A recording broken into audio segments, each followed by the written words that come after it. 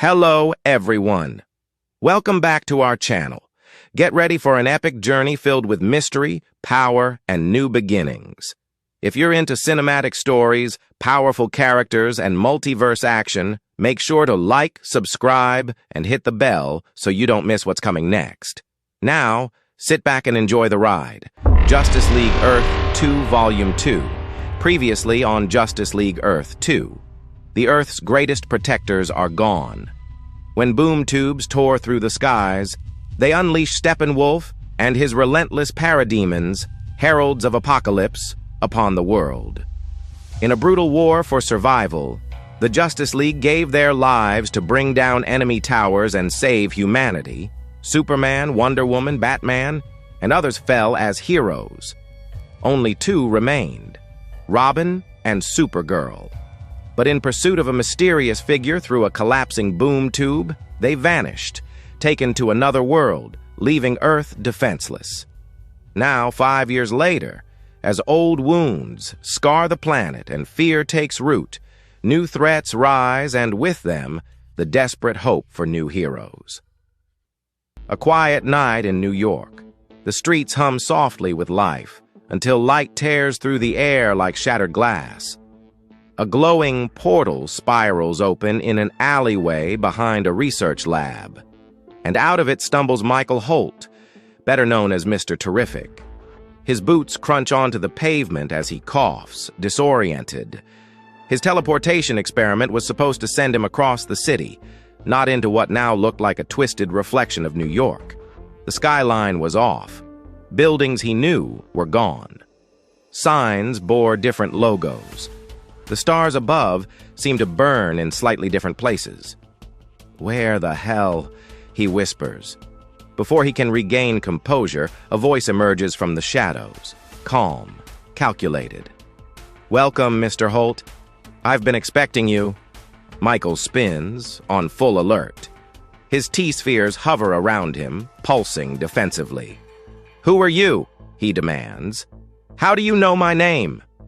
The man steps forward, tailored suit, cold eyes, surgical precision in every word. "I am Terrence Sloan, but to many I'm known as Overwatch 1.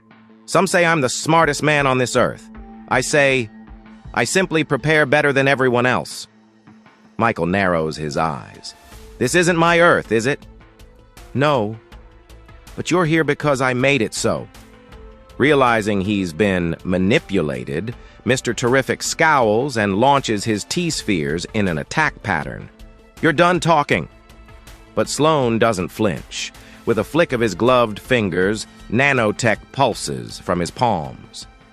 Instantly, the T-spheres pause mid-air, flicker, then turn red.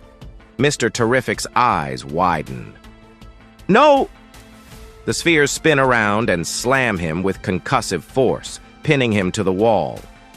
"You have knowledge I need, Mr. Holt," Sloan says coolly. "And I never waste an asset." Miles away in Lansing, Michigan, another event was unfolding. A blazing streak of fire crashed into the forest just outside the city. Jason Garrick, a college dropout and wanderer, had seen it from the road. Curious and half convinced it was a meteor, he sprinted toward the impact zone. What he found wasn't a rock. It was a man, glowing gold, lying in a smoking crater. His body was cracked like fragile marble, parts of him slowly turning to stone. His face looked ancient, yet beautiful like a sculpture, come to life. Jason gasped. "You look like those drawings of Mercury, the god of speed." The man opened his eyes weakly. "I am Mercury," he whispered, each word heavy with age and pain. "The last of the gods. The others perished after the war with Apocalypse. I was imprisoned by the World Army, but I escaped. Just barely." Jason knelt beside him. "Hold on. I'll call someone. I'll get help." "No," Mercury growled, grabbing his arm. "There is no time. Darkness returns. The gods are dead, but Earth still needs protectors. You must become one." Jason pulled back. "Me? I'm no hero. All the real ones are gone." Mercury's body continued to stiffen, stone creeping up his chest. "Then, become a new one," he said. "Take my power. Let it live on. Let it run." With his final ounce of strength, Mercury reached up and touched Jason's hand. In that instant, the sky exploded. Bolts of lightning rained from above, crashing into Jason's body like divine fury. The earth shook. Time slowed. Jason's screams echoed through the forest as energy surged through him, shifting every cell, rewriting every nerve. When he stood, his old clothes had burned away, replaced by a sleek crimson suit streaked with gold. His heart beat like thunder in his ears. He could see every falling leaf, every drop of rain, suspended mid-air. "What just happened?" he muttered, staring at his hands, but there was no time to understand. Searchlights suddenly swept through the trees. World Army helicopters roared overhead, homing in on the crash site. Mercury, now nearly a statue, whispered with his final breath, "You carry the power of the speed god, now you are the new Flash. Run, Jason, run!" And Jason did. In a red blur, he vanished into the woods, outrunning the floodlights, the helicopters, and the soldiers now too late to catch him. Far behind, Mercury's stone form crumbled, and the age of new heroes had begun. Elsewhere on Earth, far from the chaos in New York, a private jet sliced through the clouds above Hong Kong. Inside sat Alan Scott, billionaire CEO of GBC Technologies and one of the most powerful figures in the tech world. As the plane touched down, Alan stepped onto the tarmac with his usual calm confidence, greeted by his entourage of assistants and security. But before he could even reach the terminal, a voice called out. Warm. Familiar. Turning, Alan's face lit up with joy as he saw Samuel, his partner, waiting for him with a wide smile. Without hesitation, Alan ran to him, embracing Samuel tightly and kissing him in a rare moment of peace, love, and humanity. Together, they got into a private car and made their way to the city's train station. The plan was simple: a quiet train ride, champagne in hand, talking, laughing, just two people in love, far away from boardrooms and press cameras. On board the luxury train, the skyline faded behind them as the countryside rolled past the windows. Then, in a gentle moment between jokes, Alan reached into his pocket and pulled out a small box. Inside, a ring. His hand trembled slightly as he offered it to Samuel. His voice, low and emotional. "Marry me." But before Samuel could even reply, the world exploded. A thunderous blast ripped through the bridge, tearing the train from its tracks. Screams filled the air as steel twisted and glass shattered. The train cars plummeted into the gorge below in a fiery descent. Moments passed like centuries. Buried beneath twisted metal and rubble, Alan Scott awoke with blood on his face, his body broken, his suit torn. He could barely move, but survival instinct drove him forward. Dragging himself across scorched wreckage, he cried out for Samuel, each breath a stab of pain. "Samuel!" he shouted into the smoke. "Samuel!" Then, a strange green glow lit up the darkness. It pulsed in front of him, a floating flame, radiant and powerful. Alan froze, staring. The flame spoke, not with a mouth, but through his mind and bones.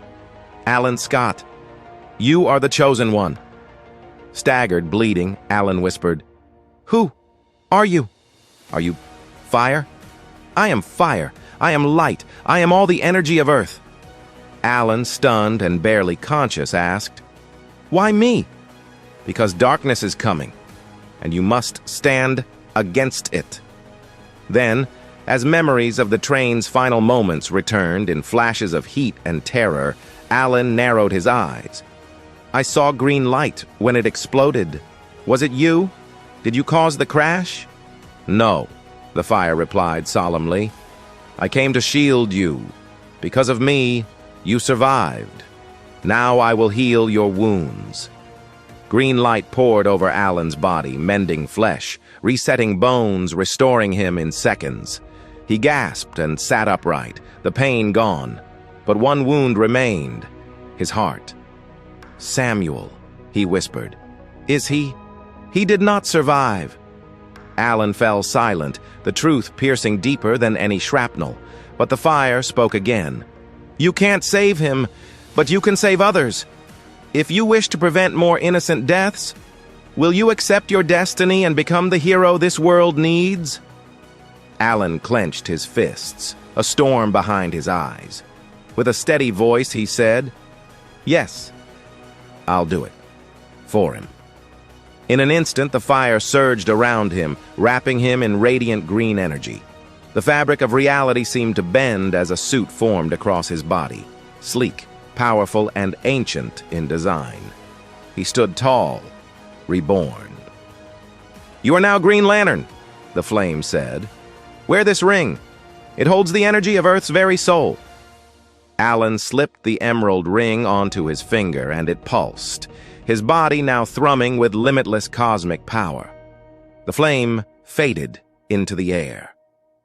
"My duty is done. A new hero is born. Good luck, Alan Scott."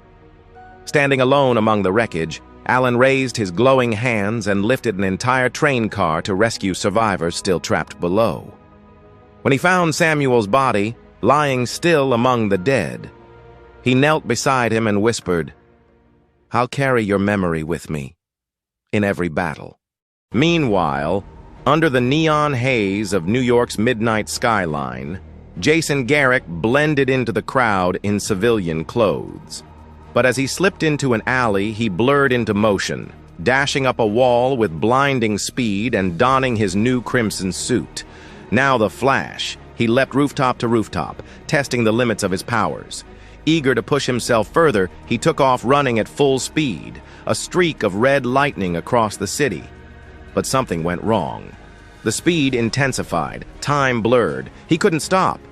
And with a thunderous impact, he smashed into the earth, carving a massive trench through a wide-open field. When the dust settled, he stood in a crater surrounded by unfamiliar terrain. "What the hell?" he muttered. "You're in Poland now," said a voice above him. Jason looked up and saw a winged warrior hovering in the sky, a bow in her hand, eyes sharp and ancient. She landed gracefully, feathers shifting with the wind. "Are you an angel?" Jason asked, still dazed. "I'm Hawkgirl," she said, "and I was waiting for you." Jason narrowed his eyes. "How did you know I'd be here?" "Fate told me," she said with a smirk. "Now let's see what you're made of." Without warning, she fired an arrow straight at him.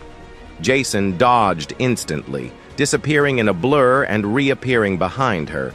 But before he could react, she spun and knocked him flat with one blow. "That was it?" she mocked. "You're barely more than a boy." Jason growled and threw a handful of dirt at her, only for Hawkgirl to bat it away with her wings and land in front of him. "You've got a long way to go," she said. "You're not a hero yet."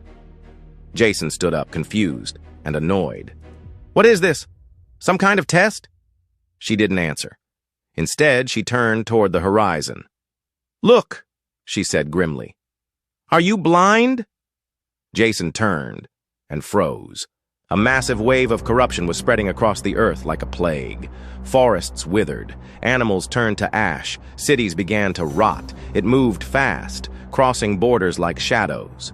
In moments, it reached Virginia, and then the heart of the United States. Washington, D.C. crumbled. The White House collapsed beneath dry, snaking roots bursting from beneath the earth. Dead trees twisted around its walls, crushing them like paper. The sky above turned gray. Hope seemed to vanish. Then, from beneath the ruined lawn of the White House, a massive corpse-like figure erupted from the ground, bellowing in a voice that shook the dead trees themselves. "I am Grundy." To be continued. Thanks for watching, Legends. If you enjoyed this journey and want more epic stories like this, don't forget to hit that like button, subscribe, and turn on notifications so you never miss what's coming next. Your support keeps this universe alive. So, stay tuned and stay heroic. Until next time, take care.